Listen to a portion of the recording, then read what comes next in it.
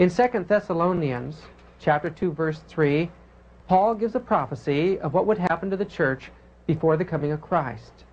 Let no man deceive you by any means, for that day shall not come, except there come a falling away first, and that the man of sin be revealed, the son of perdition, who opposeth and exalteth himself above all that is called God or that is worshipped, so that he, as God, sitteth in the temple, the Greek word nous, meaning the dwelling place of God, showing himself that he is God.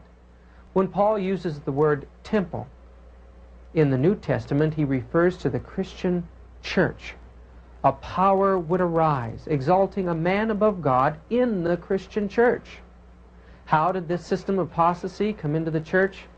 At the time of the apostles, a man by the name of Simon Magus was brought to view as they entered into Samaria.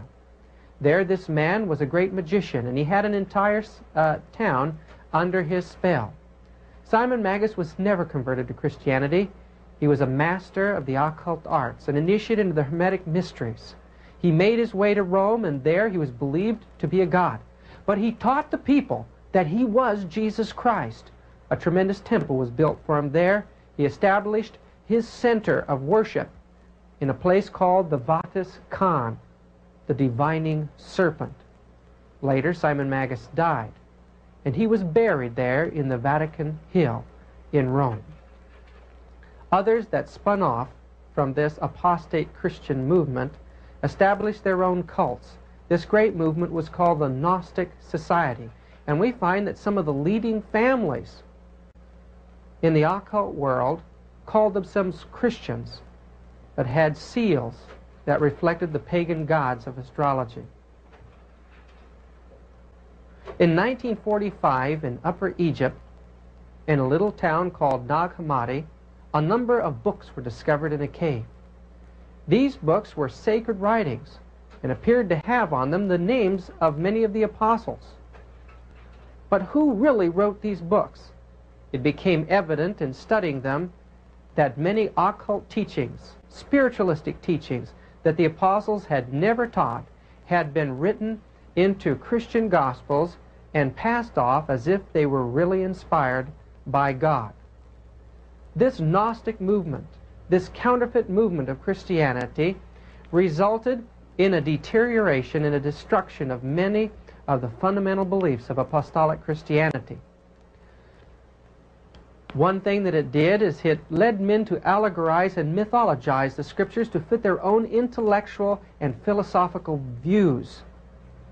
These men believed that only the pneumatic part of man was redeemable, or that only the spirit of man was redeemable, a purely pagan principle up to that point. They de-emphasized the concepts of eschatology, or the prophecies leading to the coming of Christ, in favor of the existential movement, the experience. It was these men who brought into the church the pagan concepts of oracular voices or ecstatic utterances, tongues.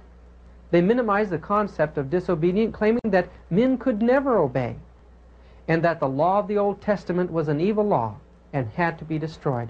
Thus they introduced antinomianism into the Christian world. They didn't believe that the miracles of God were anything special. They taught that any man could do miracles. They de-emphasized the concepts of evil angels, fallen angels. Theology became a system of philosophy, and important words of the Bible were just spiritualized away. The cardinal doctrine of the movement was the non-flesh of Jesus Christ.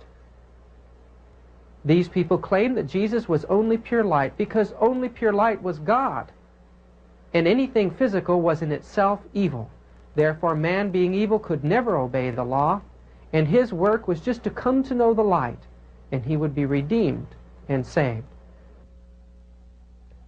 The Gnostic error that Jesus had a different kind of body than we are was a doctrine that has changed the face of the entire Christian world.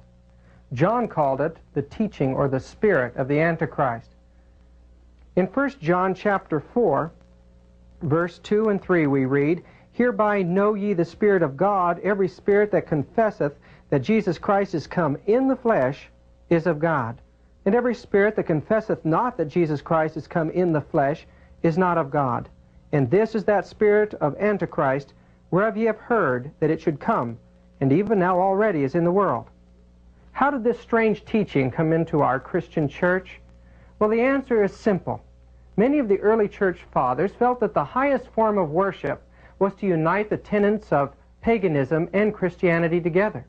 Such was the work of men like Jerome and Augustine. It was Augustine who had been a Manichaean Gnostic for 10 years of his life, and he believed that human flesh could not obey the law of God.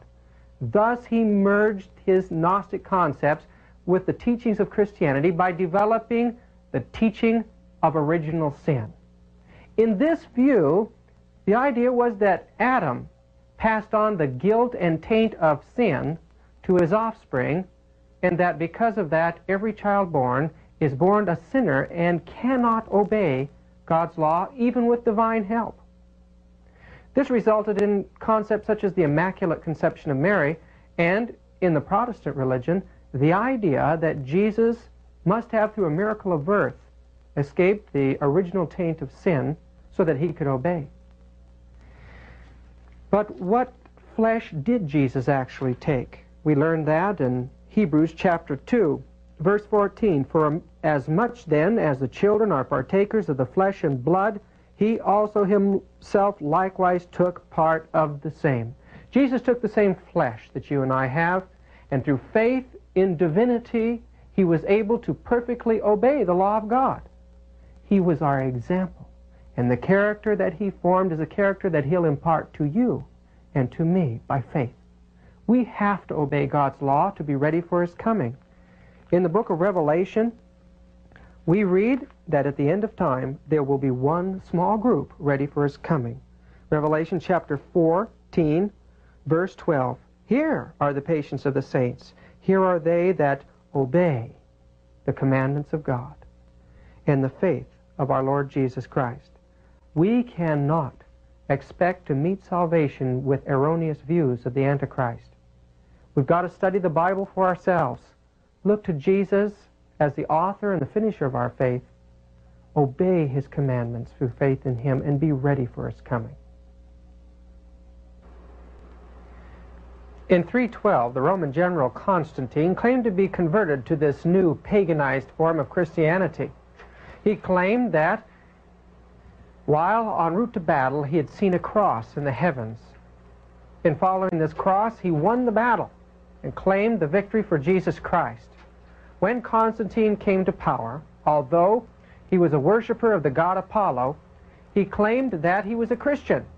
Coins that were made after that showed sun symbols all around him.